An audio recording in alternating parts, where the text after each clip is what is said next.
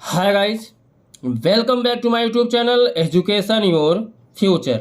मैं धीरज सर आज के इस वीडियो में बताने वाला हूँ बहादुर कहानी का सारांश या उद्देश्य।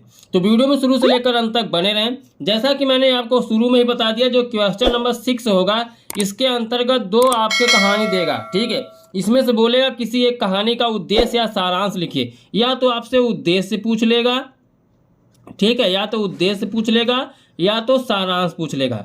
इन दोनों में से कुछ ना कुछ पूछेगा। ठीक है, तो उद्देश्य पूछेगा तो कैसे लिखना है, सारांश पूछेगा तो कैसे लिखना है। ध्यान दीजिए, कहानी जब देकर बोलेगा इस कहानी का सारांश लिखिए या उद्देश्य लिखिए, तो आपको मैक्सिमम 80 शब्दों तक ही लिखना है, ज़्यादा नहीं लिखना है। अर्थात एक ही पेज तक लिखना है, उससे ज़्यादा आपको नहीं लिखना है। सुंदर अक्षरों में लिखना है, अच्छी राइटिंग में लिखना है।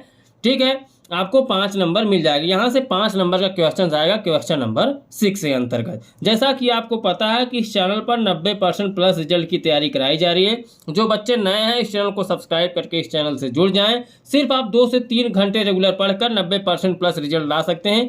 ये मेरी 100% गारंटी है। लेकिन गारंटी मेरी तभी पूर्ण होगी जब मैं जो भी सारी चीज़ें तैयार कराऊँ उसको आप तैयार कर लेंगे तो। ठीक है, तो जैसे बहादुर यहाँ पे मैं बता रहा हूँ, इसके पहले मैंने आपको बताया पंचलाइट, अब दूसरा मैं कहानी बता रहा हूँ बहादुर। इन्हीं आप दोनों पात्रों की कहानी का उद्देश्य तैयार कर लेते हैं या सारांश तैयार कर लेते हैं तो मैं दावे के साथ कर रहा हूँ इससे बाहर एक भी क्वेश्चन नहीं आएगा। सिर्फ यही 2 पढ़ के जाना है आपको। ठीक है, बोर्ड एग्जाम में कोई ना कोई एक फंस जाएगा आपके पेपर में। ठीक है, तो चलिए, सारांश पूछता है या उद्देश्य पूछता है, जवाब किस तरीके से देना है। जैसे प्रेमचंद की कहानियों में मध्यम वर्ग तथा निम्न वर्ग की पारंपरिक परिस्थितियों का सजीव आदर्श तथा यथार्थवादी चित्रण मिलता है। इनकी बहादुर कहानी मध्यम वर्गीय परिवार में नौकरी करने वाले बहादुर नाम के पहाड़ी लड़के पर आधारित एक रोचक सुगठित संक्षिप्त तथा समस्यामूलक कहानी है। इसमें बताया गया है कि मात्र पूंजीपति ही श्रम का शोषण नहीं करते,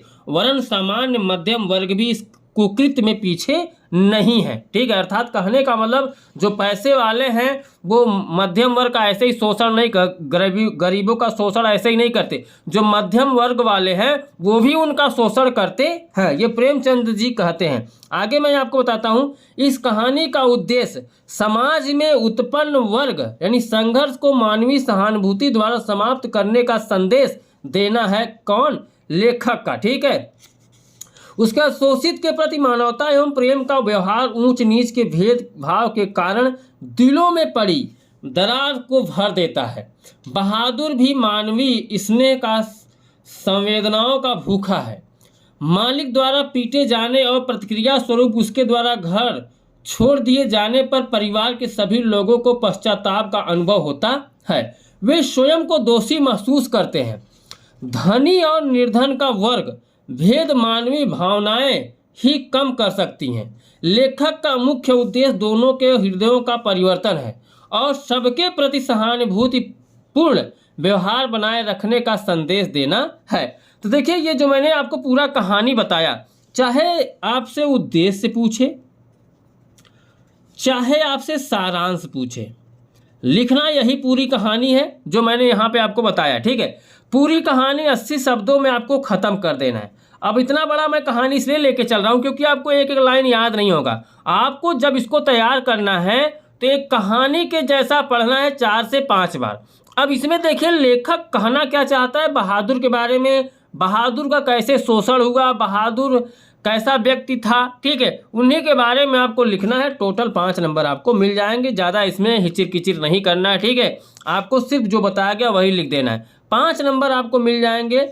ठीक है, आपको सिर्फ पढ़ना है। देखिए, बहादुर कहानी में सिर्फ 2 ही कहानियाँ तैयार करना है, चाहे आप इस चैनल से तैयार कर रहे हो तब, और नहीं कर रहे हैं तब भी बता दे रहा हूँ। पंचलाइट एक पढ़ लीजिएगा, अभी इस वीडियो मैंने बहादुर बताया, इसको बहादुर तैयार कर लीजिएगा। यही 2 आपको तैयार करना है, इससे ज़्यादा आपको कुछ नहीं पढ़ना है। ठीक है, तो बहादुर कहानी का सारांश और उद्देश्य तैयार कर लीजिए, अपने नोटबुक में लिख लीजिए। मैंने आपको बताया था कि बहादुर देखिए प्रेमचंद द्वारा लिखित है और जो मैं पंचलाइट बताया वो रेणु जोई का है। ठीक है, इन दोनों में से कोई ना कोई एक क्वेश्चन आपके बोर्ड एग्जाम में फंसेगा। ठीक है, और सभी के बोर्ड एग्जाम में दोनों क्वेश्चन फंसेंगे। किसी में बहादुर रहेगा तो किसी में पंचलाइट रहेगा तो सभी पेपरों में, लेकिन इन दोनों में से ही पूछेगा क्वेश्चन। तो आपको जो पता हो, चाहे पंचलाइट पता हो चाहे बहादुर पता हो, कोई एक का ही जवाब देना होगा, ठीक है। 5 नंबर आपको मिल जाएगा। बाकी आप खुद समझदार है आपको क्या करना है क्या नहीं करना है। फिलहाल चलिए हम आपसे मिलते हैं अगले वीडियो में। ये रहा क्वेश्चन नंबर 6। अगले वीडियो में जो क्वेश्चन नंबर 7 होगा वो खंड काव्य से होगा। तो खंड काव्य में क्या क्या आपको पढ़ना है चलिए हम आपको बताते हैं अगले वीडियो में, ठीक है। तो चैनल को सब्सक्राइब नहीं किया तो करके जुड़ जाओ, और वीडियो को लाइक नहीं किया तो वीडियो को लाइक कर दो। आपसे मिलते हैं अगले वीडियो में, तब तक के लिए बाय बाय, जय हिंद, जय भारत।